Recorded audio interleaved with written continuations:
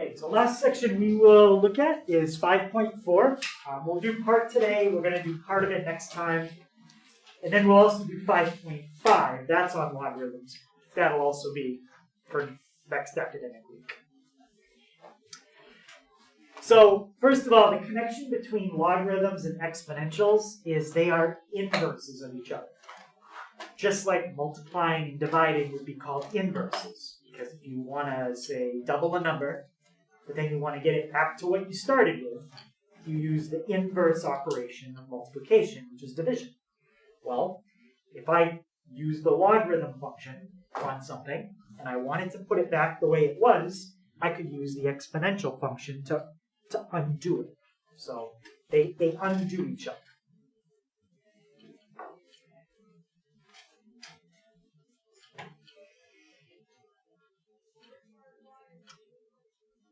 I want to mention something you might have studied in Algebra 2, but it's a little different than the one you're probably used to. So there's a vertical line test, and that is used to tell you if something is a function. Well, there's also something called the horizontal line test. And the horizontal line test isn't used to tell you if something is a function. It's used to tell you if the inverse of something is a function. So for example, if I drew this picture, this is a sine wave, which we'll study when we get to trig. That's the graph of sine. Well, that graph fails the horizontal line test, because if I draw a horizontal line, it hits it more than once. That means that the inverse of this graph would not be a function. So, horizontal line test is used to tell you if what you're looking at, if its inverse would be a function. Not if that thing itself is a function. If you want to know if that thing itself is a function, we use the vertical line test. So, I will tell you that exponential, you should know this, exponential functions pass the horizontal line test. That's what an exponential function looks like. That passes the horizontal line test. And logarithms are the inverse of an exponential. So the fact that exponentials pass the horizontal line test, what does that tell you about logarithms? They're all functions. Logarithms are functions, because logarithms are the inverse of this. And if they pass the horizontal line test. So that means logarithms are functions. Exponentials pass the horizontal line test, so the inverse of them would pass the vertical line test, meaning they are functions. And the idea of a function is that if you plug in a number into it, you only get one answer back. So if you take the log of, say, 12, you will get one answer and only one answer. There is only one answer. That's what makes something a function. You get one answer back.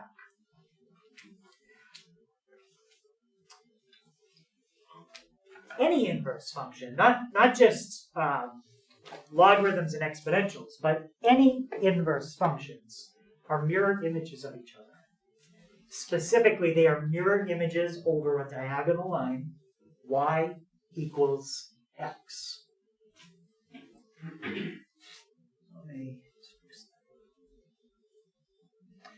In blue is an exponential function. It could be like y equals 2 to the x, or something like that. In red is a log function. The black line is the line y equals x. It goes through the origin and has a slope of 1. If you folded, this was like a piece of paper, if you folded it on that black line, the blue graph and the red graph would land exactly on top of each other. The blue graph and the red graph are mirror images over that diagonal line. And that's what it means for inverse functions when you draw them. If you were to draw squaring and square rooting, exactly the same thing would happen. The square function and the square root function would be mirror images over the line y equals x. What is the square function? Well, the square function, that's like, you do it as like a parabola. Oh, I see. So, and you'd only do the positive half, because when we talk about square roots, that's all you have to worry about. I see. So, there's your square function. There's your square root function. And if you put in the line y equals x, they are mirror images of each other. Squaring, half a parabola, and square root. Okay, so any question on that idea about inverse functions being mirror images of each other? Okay. So we're going to look at how do you pronounce that? And how do you write that? Well, if this was lined paper, first of all, that's what it would look like. The y equals log and x are right on the line. The a is a subscript. It would be below. And the way it's pronounced is y equals log. And since this number is below, you say base. Log base a of x. That's how you say it. Y equals log base a of x. The x, it's like if you wrote this, say log of 12 with a base of 3. The 12 is what you are taking the log of. The base 3 tells you what type of log to use. It's kind of like if I said, x squared. This 2 tells you what type of exponent to use. Could be a 2, could be a 3. This tells you what type of base to use when you type it in. What you're taking the log of is called the argument. It's just the argument. Yep. So when you take like square root of 5, technically you could call 5 the argument to the square root function. It's what you're plugging into it. We have a special name for square root. We call that the radicand. But most other functions don't have a special name for the thing you're plugging in. We just call it the argument. If the base happens to be a 10, I did a base 3 on this one, but if the base was a 10, that is called a common logarithm. And a lot of times when you're doing logarithms and the base is a 10, you just don't write it. So if you write this, like find the log of 14, and you say, well, there's no base there. Okay, so when you don't see a base, we always assume that it's a base 10. So like square root, you don't write the 2, but it's assumed to be square. Yep, same idea. So base 10 is the most common logarithm that's used. That's why it's called a common log. If you're familiar with the pH scale in chemistry, that's a logarithmic scale. And the idea is that if you go up 1 in a pH, it's a factor of 10 times more acidic or basic. So it's a factor of 10. And that's the same idea of what we're doing right here. Okay, so the base is 10 if you don't see it written.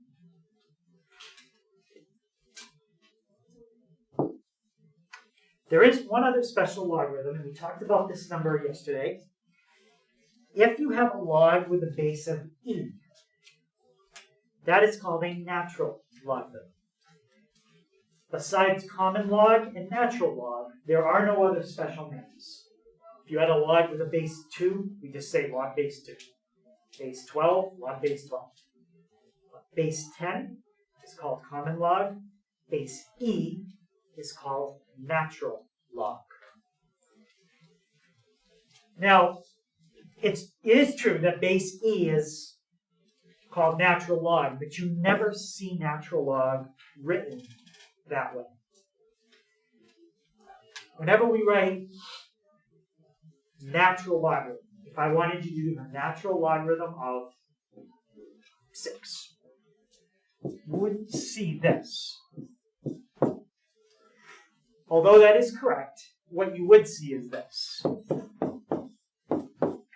The ln of 6. ln is used as an abbreviation for log base e. So when you see ln, you have to remember that this ln is an abbreviation and it's hiding the base of e. It's still there, but it's an abbreviation. And that's exactly how your calculator does it too. Your calculator can only do two types of logarithms directly. There's a button on the left by the 7. And if I put in something like that, that's a common log. If I want to do a natural log, I can press ln, pick a number, and put it in. So the base can be lots of different numbers. Base could even be a decimal. You can do base 2.4. But the calculator only has a button for doing base 10 and base e. So how could we use the calculator to do something other than base 10 and base e? We'll get to that at some point. But the calculator can do any base you want. You just have to know how to type it in.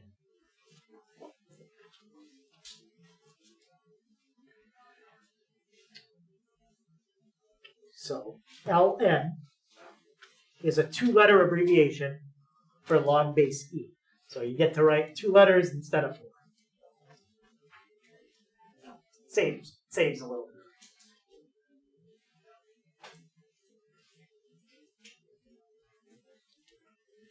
Any question on that idea? All right, so let's think about exponentials for a second, and we can use that knowledge kind of flipped around to figure out logarithms. What's the domain? This is an exponential. What's the domain of exponentials? All real numbers. And let's put the axis right here for this one as your x-axis. What would be the range? From 0 to infinity. Now, when you inverse something, it's a reflection over the line y equals x. So what that basically means is the x's become the y's and the y's become the x's. So if you think about a logarithm, what do you think the domain is for a logarithm? Probably still over 0 to it'd be negative. Oh well, no, it's the same.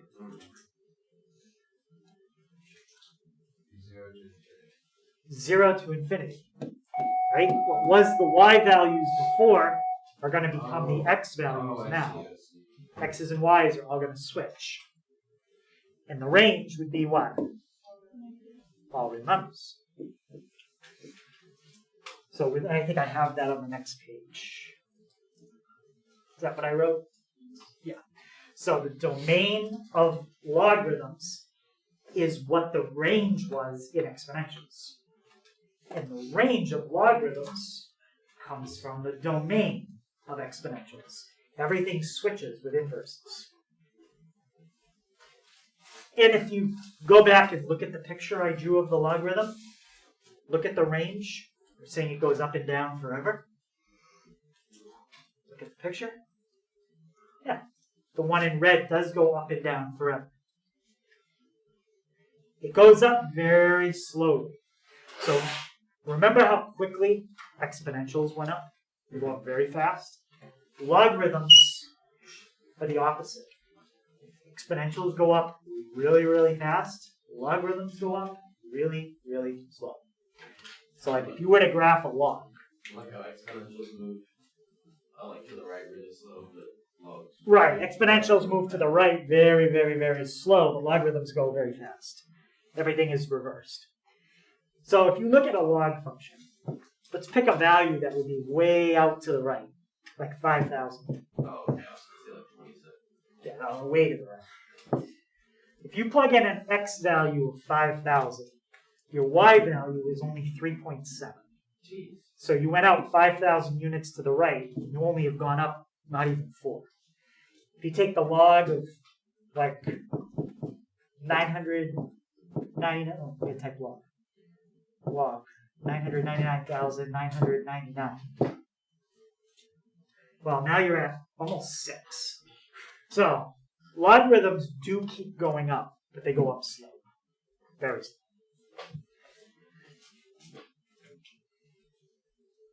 In fact, they're one of the functions that their slope approaches 0. As you head further and further and further to the right, they get flatter and flatter and flatter and flatter, and the slope gets closer and closer and closer to 0. It's almost flat the further you go to the right, but it approaches 0. It never reaches 0. Talking about what a slope approaches, we'll do that more in calculus. Okay, so we got our domain, we've got our range. So there's really two different formats we're gonna talk about. We can write something in what's called log form and change it to exponential form, or we can write it in exponential form and change it to log form. On the left is an example of a log form. You know something is in log form when it says the word log. On the right is exponential form. Exponential form generally has three things: a number on one side, a base on the other, and an exponent. And we can convert between the two. When converting, it's not a matter of calculating, it's a matter of physically taking things and moving them around. We just have to figure out what goes where. What did I say you call the number that's lower? The base. That's called your base. When you have an exponential, what do you call the thing that's lower than the exponent? The base. All right, so that part kind of makes sense. The base on your log becomes the base when you write it as an exponential. The next thing will help you to remember what the y is. Logs are exponents. Whenever you type in a log on a calculator and you hit enter and you get a number, this 3.69897 number, that is an exponent. What is it an exponent on? I don't know. I would have to know why I typed in the log of 5,000. Probably comes from a word problem. But whenever you press log, put in a number, and hit enter, you are trying to figure out an exponent. So logarithms always equal exponents. That's why the y becomes the exponent. And what did I call the thing that you plug into the log function? Yeah? Argument? The argument. Oh, I didn't have that. And what happens if you argue with somebody all the time? What's eventually going to happen? You stop me from arguing. Yeah, you're not going to be friends with them anymore, and you're going to end up all by yourself on one side. Okay. So the argument ends up alone because it annoyed it. So it's just a matter of rearranging it and figuring out what goes where. And now we'll try a few examples of that. Okay, so this one says change to exponential form, or rewrite as an exponential. So when you're done, we're looking for something like this. I want to know what goes in the three boxes. All right, let's start with the base. What's my base going to be? 3, same as my base on my logarithm. And what did I just say? Logarithms always equal what kind of number? Your exponent. Logarithms equal exponents. Logarithm equals exponent. And now, the thing that's all by itself, well, there's only one thing we haven't used, and that's my argument. Now, we couldn't solve that without more information. Like if I knew y was 2, then I could do 3 squared and get an answer of 9. I need another piece of information here. But that's the answer to this question. Is the exponent always going to be y? No. Or will it be like an actual number if it gives you? Could be a number. Yep. Could be a number.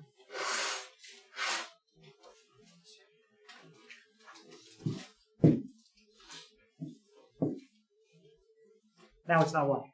Oh, y. Now it's cute. So, what's my base? Logarithm always equals what kind of number? So q is my exponent. And what's going to end up by itself?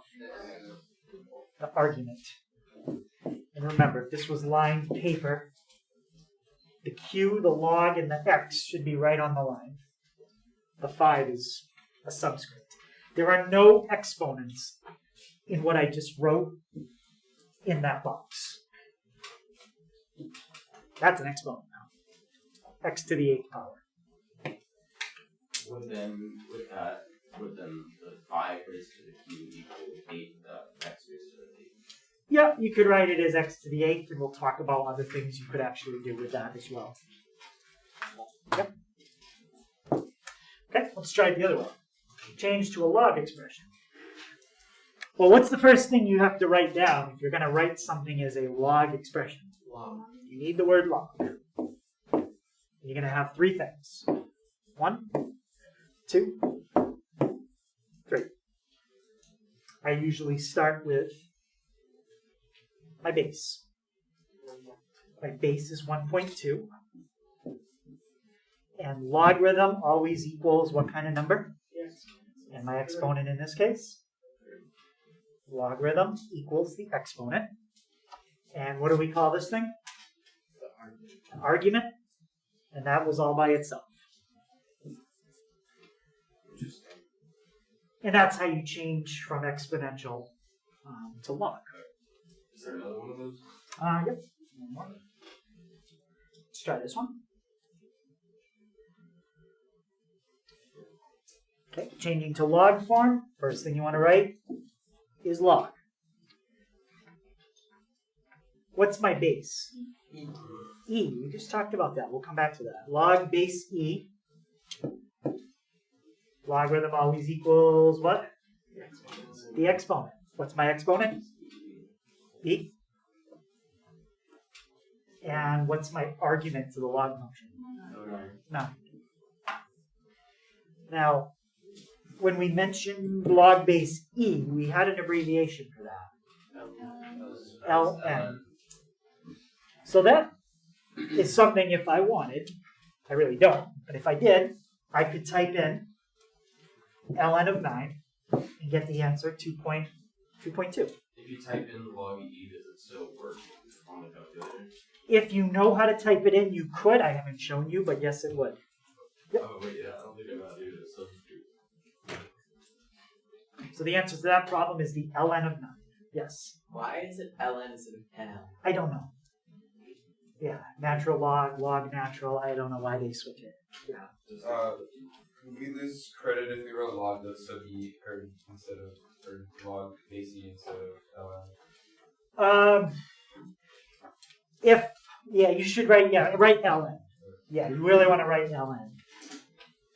Because if you don't, then I'm not sure if you know what the abbreviation is for log base e, and you need to know that abbreviation. Especially when you're typing it in on the calculator, because you don't know how to type it in if it's log base e. But you do have a button for ln. Right, let's try this. This is more of a proof, to prove that log base 2 of 8 equals 3. Well, there's only one thing we know how to do with something that's in log form, and that's what?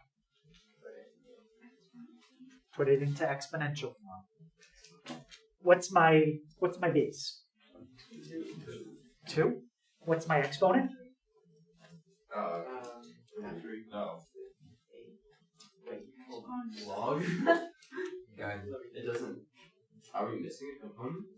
No. Log always equals Log always equals the exponent. So your exponent is 3.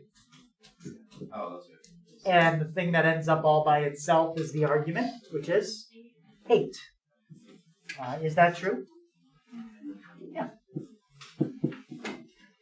So we just proved that log base 2 of 8 equals 3 by rewriting it in exponential form.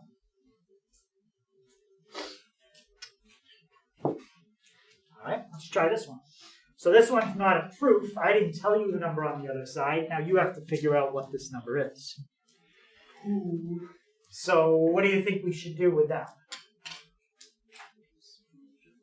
Put it in exponential form. Can anybody tell me what that would be in exponential form? Probably just use 5 to the x from x equals 1. And there's a reason I made 25 a power of 5. You wouldn't be able to do this if I didn't in your head. So now, 5 to what power gives me 1 over 25? -2. Negative 2. There you go. That's it. So x is negative 2. Nice. Any question on that one? Right, let's try this one. So we just did one where the variable was on the right. Now the variable is on the left, and it's the argument. How do you think I would set this one up? 5 to the 1.5 power 5 to the 1.5, yep. equals x. There you go. Just type that in and see what it is. 5 to the 1.5 equals x. Okay, so a little different than the last one. You had the variable in the argument, not on the other side.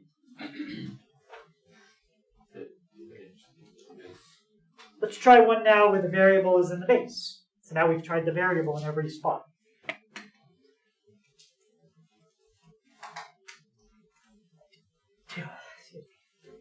How would we set this one up? X to the Aaliyah? second. X squared Yep. is going to equal 3. Equals 3. And how would you solve for x? Square root of sides. Square root both sides. And remember what we said about logs. The domain was from what? Domain is 0. For logs is 0 to infinity. 0 to infinity. And that holds true not only for the number you plug in here, but also the number there. So that's the reason I'm saying that is because normally when you take a square root, you're supposed to write two answers, positive and negative. You cannot have a negative base on a log. You also can't have a negative argument. We saw that the log function only went to the right. If you try plugging in log of a negative number, it's not that you can't do it, but it's that it's imaginary. Okay, so we're not looking at imaginaries with logs. So the base and the exponent always have to be a positive number. So don't write plus or minus square root of 3, just plus. Question on? I usually forget to write plus or minus. Okay, so let's look at a few special properties of logs. These properties they're more like patterns. And if you see this special pattern ever come up, then you'll automatically know the answer. So here's the first one. If you had something like 3 to the log base 3 of 5. It's very easy to figure out what that is because these 3's match. And essentially, when those two things match, the base on this log and the base down below, it's like they cancel each other out. And the answer that you get is whatever was originally right in that spot. It's just it's a special case. So what do you think the answer to this one would be? It would be just 5. It only works when this number matches that number. Now, yeah.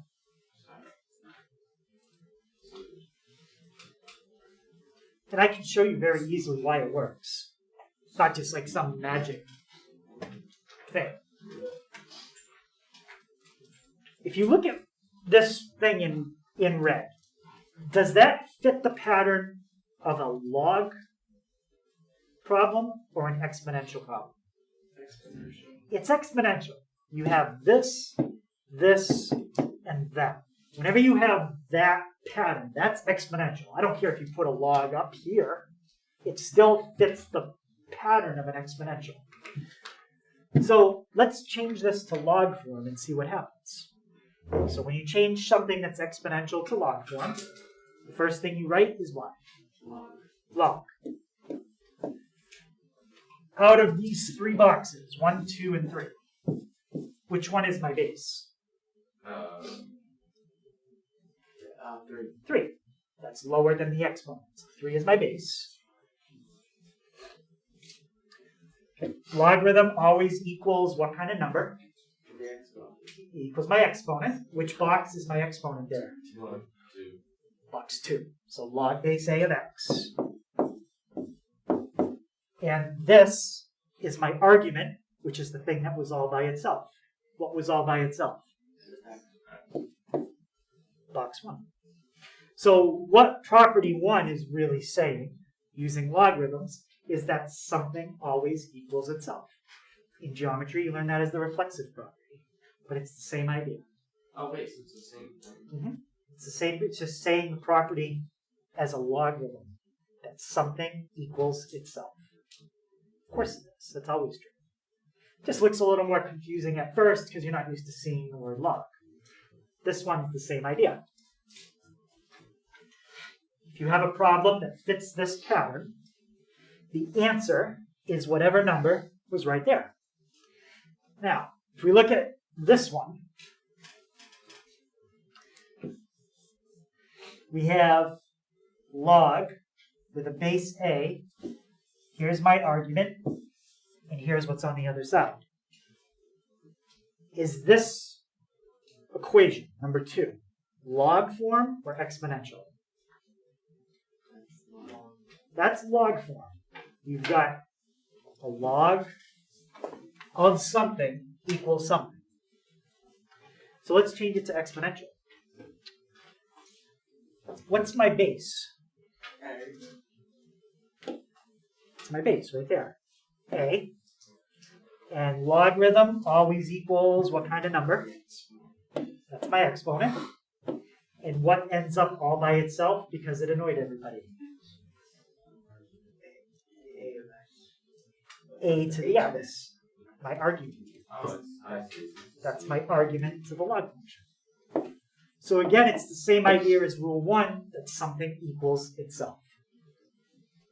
Here's it as a log rule. Here's the same thing as a exponential. No logs. This one is saying that if you take log base A of A, it's 1. Log base 2 of 2 is 1. Log base 7 of 7 is 1. Well, let's see why.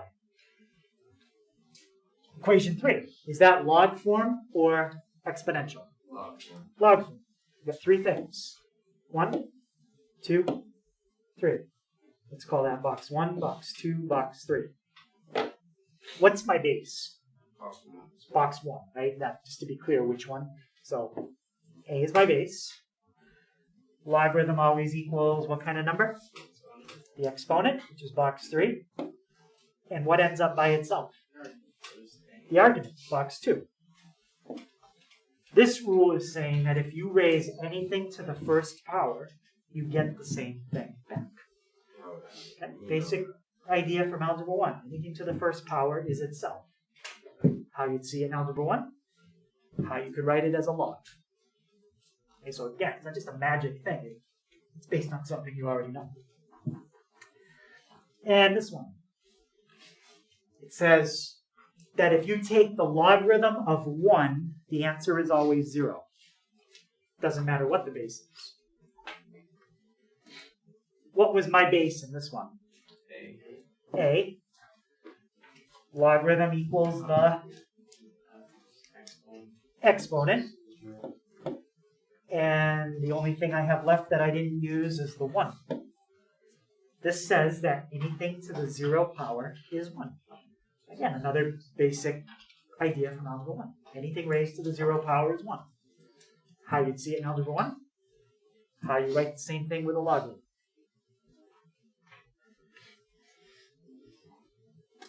All right, let's try a couple of those. Okay, so first thing I want to do is see if I can match this up with one of those rules.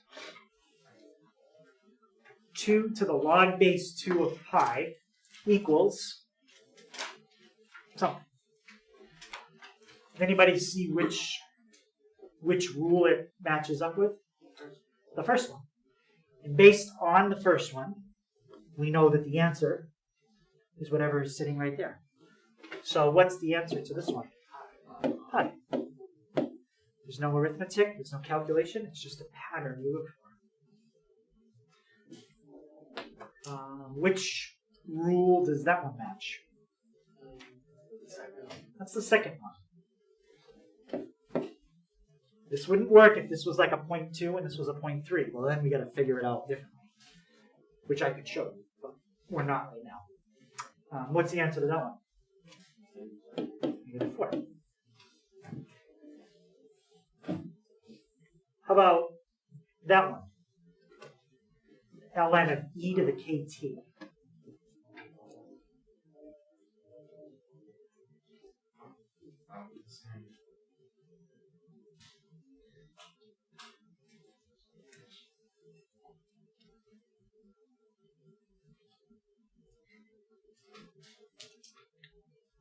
They see that one? Yep. Rule 3. So rule 3 is when you have a log and your argument and your base match. So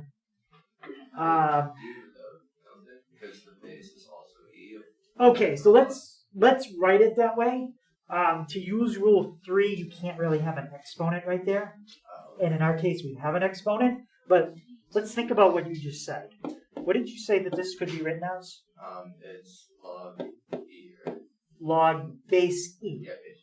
And now copy the rest of it. The e is e to the kt. So what rule does that look like? 2. That's rule 2. Rule 2 and rule 3 are basically the same rule. The only difference is in rule 3, you never have an exponent. In rule 2, you do.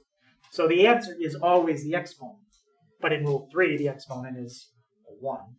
And in rule 2, it could be anything. So what's the answer here? kt. Kt. Whatever k times t is. Sure it's Any question on that? So last thing. What we want to be able to do is take logarithms that are combined together and split them apart, or take logarithms that are split apart and combine them together. We can do it both ways. And the idea is it's like you're combining like terms. You just have to learn the rules for combining like terms with logs.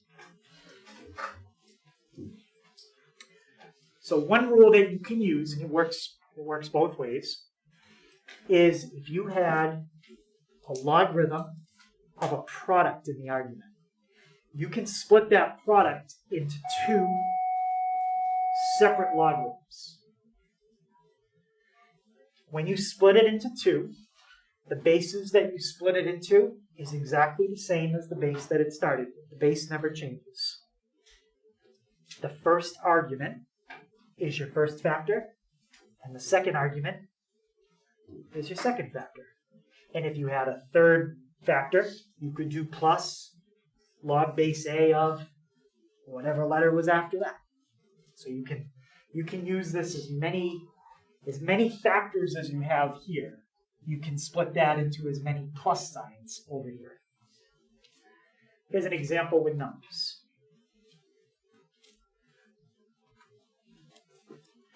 I'll just show you on the calculator with this one.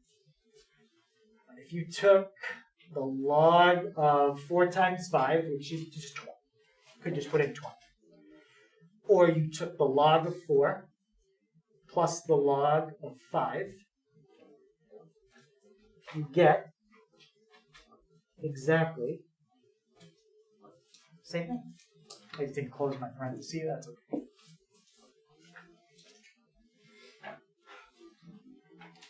What's another way that you could split up the number 20 instead of 4 times 5? 2 times 10. So you could also do log 2 plus log 10. And it'll do the same. You do the same thing. You could do log 40 plus log a half, because 40 times a half is also 20. Any of those would work. And this is true for any base. When I did it on the calculator, I just pressed the log button and you didn't see a base. So what base did I demonstrate it for? Oh, 10. 10. That's what I did. I did it for 10, but you could do it for anything. You could also do it for base E, which is ln. The ln of 20. And then the ln of, let's do it differently, 2 plus the ln of 10. Works again. Say it works for any base. So if you have a product, you can split it as addition. What do you think would happen if you had division? You subtract. You can do it as subtraction. What? That's crazy. So if you've got m divided by n, you can split that up into log m minus log n. Remember, when you split it up, your bases are the same. You started with base A, you're going to finish with base A.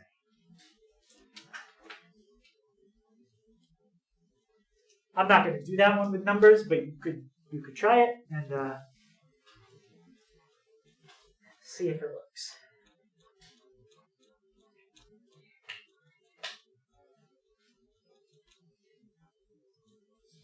It will. It'll work.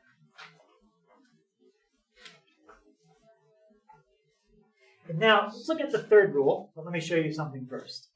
Well, maybe you still copy the second one.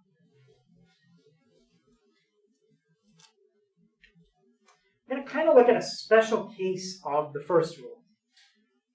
Let's look at log of x to the fourth.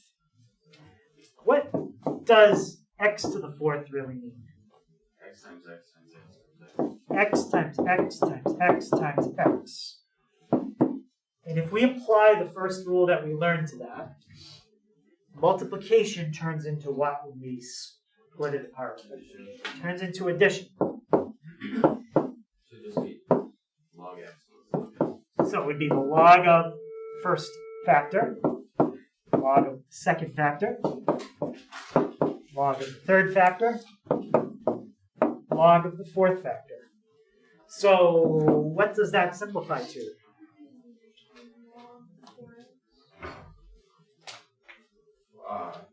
can't do like 4 log x. Yes, you can. That's 4 log x. And I showed you this when somebody asked me about a question in the homework.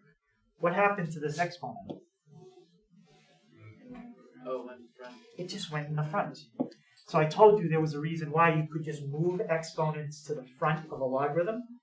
I kind of showed it, I didn't quite get it when I did it, but that's why you can do it. So the shortcut here is if you have a logarithm and you have an exponent, you are allowed to move exponents to the front. I can take the r and put it in front. Sorry, can you go back to the example that you had? So this is what you really need. I was just kind of showing why this is true, but Oh, yeah. this is the formula you want to know. And you might think, well, what's the big deal? Why would you ever want to put something that's an exponent in front of a log? Well, if it was a variable, like I showed earlier, you would want to get that variable away from the exponent. And a logarithm is how you do it. Now, one other thing we mentioned earlier in the week, when you take the square root of a log, what is the power you could use instead of square root? 1 over 2. And that's important because if I ask you to write an answer and I say don't leave exponents in your answer, and you write this, and you say, oh, I'm good, I didn't leave any exponents in my answer. Yes, you did. If you leave square root of x like that, you've essentially left your answer like this. Leaving an answer with a square root is a hidden exponent. So if you see a problem that says, don't leave exponents in your answer, don't leave a square root here, because that's hiding an exponent of 1/2. Write it as x to the 1/2, and then what could you do with the 1/2? Then you could put it in front. That's how you write an answer without an exponent. 1/2 log x. So hidden exponents count as exponents. Right, so we'll try a couple combining and splitting problems, and that's it. Combining and splitting are the same thing, just in reverse. Okay, so it says split this into multiple logarithms. Express powers as factors. What does that mean? Do not leave powers as exponents. Put the exponent in front as a factor, as multiplication, if it comes up. All right, so we got multiplication inside my log. How will that split? Multiplication splits to addition. We're going to have 2 logs.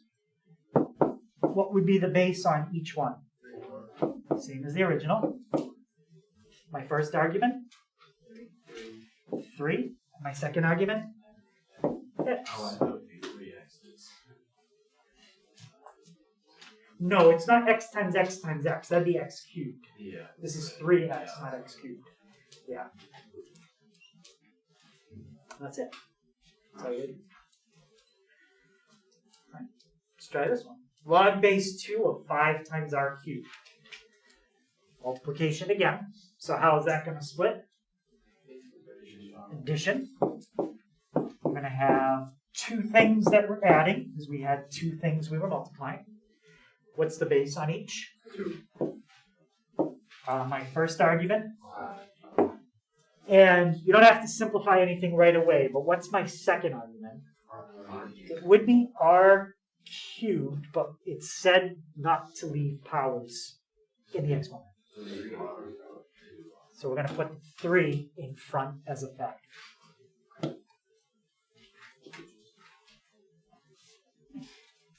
That's it.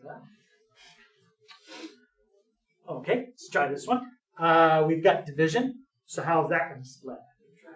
We've got subtraction. We were dividing 2 things. We're going to subtract 2 things. What's my base? 9. First argument. Second argument. 2. There you go. Let's try this one.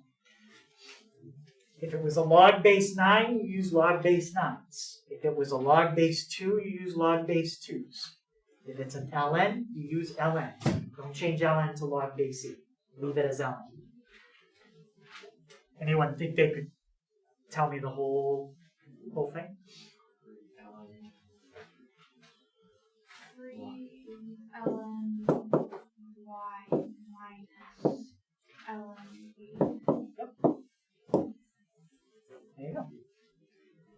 So it's subtraction, and the 3 goes in front. So that's splitting.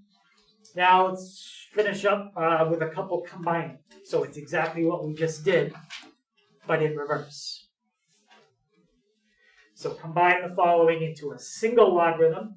Now, don't leave numbers in front. Put them back as exponents. So what do you think the first thing we would do here is? Think about what you would have done last to get to this step. Put 4 as a power. Put the 4 back as a power.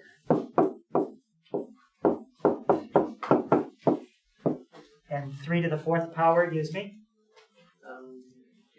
81. Now, we're combining 2 logs together. What's going to be my base? What is it? A. And they were separated with addition, So what are we going to do with the 7 and the 81? Multiply it. So I'll do it in 2 steps. So 7 times 81.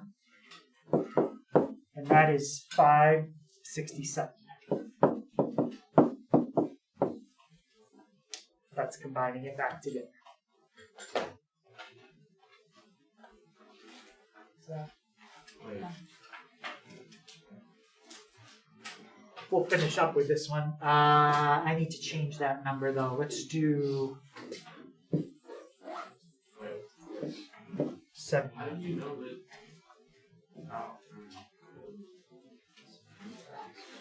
Okay, so what would be the first thing you would do in this one? Move the 2/3 as an exponent, and some fractional exponents you can do in your head. It's 8 to the 2/3. Think of it this way. That means to square the 8, and then dividing by 3 is what kind of root? It's a cube root. So it means to square the 8 and then take the cube root. Yeah, so 8 squared is 64, and the cube root of 64 is 4. So that just turns into a number. And then this is the ln. We're not going to be able to turn this into a number. 3 to the 4th is what? 81. And then 81. Oops, sorry, I forgot my ln. That's important. The ln is still there. All we did was 8 squared and then cube root it. What's 81 minus 71? 10. Let's just do it that way. Now, we have 2 ln's separated with subtraction. So ln 4 divided by 10. So 4 divided by 10, which is 2.5. There you go. And that, we could type that on the calculator and get the answer. So that's quick part about what some of the basics with logarithms. We didn't really get into solving like complicated equations like I showed from the question in the home. You won't have to do that.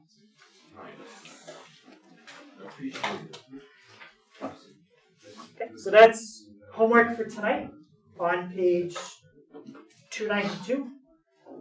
I'll be after school today, and if anybody has any questions, you can come then, or you can come tomorrow. Giving tests pretty much most of my classes, so if you had a study hall and wanted to stop by, you could.